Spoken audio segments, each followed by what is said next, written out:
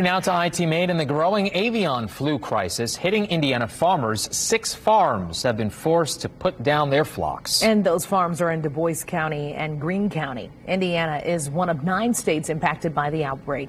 IT Mate's Richard Essex takes a closer look at the impact to Indiana. And according to the Indiana Board of Animal Health, 6 farms have been forced to depopulate 171,000 turkeys in the last month. This farm was the first of 2 in Greene County, along with 4 farms impacted in Du Bois. And the 2 farms in Greene County are 6 miles apart. So how is the virus making its way from one farm to another? I'm told the common denominator is migratory birds and flooded farm fields. We certainly hope it's not going to keep expanding. We don't know exactly how it would have gotten from one farm to another. We don't know that there's any connection that moved from farm to farm. There are external factors like migratory waterfowl are known to carry it. They spread it when they're droppings. Inside of these 3 barns on a lonely Greene County gravel road are the latest victims of the avian flu. The farmer lost 48,000 turkeys to a positive test. The farmer that owns this operation stopped and talked to me, but he declined my invitation for an on-camera interview. But he told me he only wants to raise the best product, something that he's proud to put his name on. He raises turkeys for Purdue Farms, and they sent me a statement. In late February, Purdue received confirmation of highly pathogenic avian influenza in 2 of its Indiana turkey flocks. We immediately took appropriate measures by quarantining and depopulating the affected flock to proactively prevent potential spread of the virus.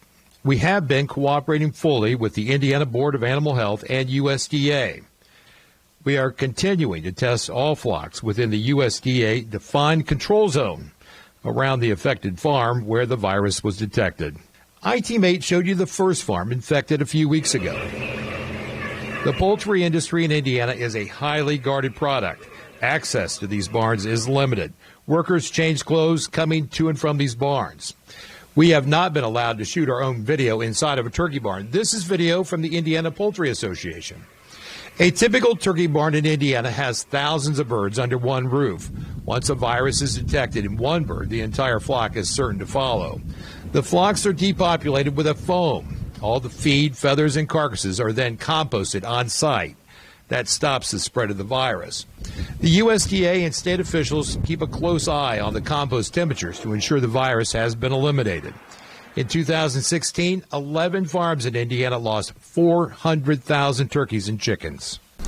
What did we learn from 2016?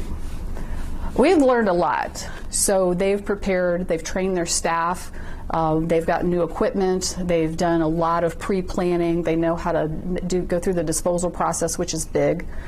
So there's been a lot of effort that they've poured into being ready to respond very quickly, which can make all the difference, because we know that if the birds get sick and they're still sitting there getting sick, there's more virus just getting spread and it multiplies, and then there's a greater risk to the other farms in the area around. Are you concerned about this?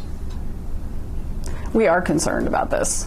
The poultry industry has a lot at stake. We are very concerned because, I mean, it's an important part of Indiana agriculture and animal health in the state. We want to make sure that we're protecting our food supply. We want to make sure we're protecting our economy, and there's an awful lot of farmers out there who have this as their livelihood.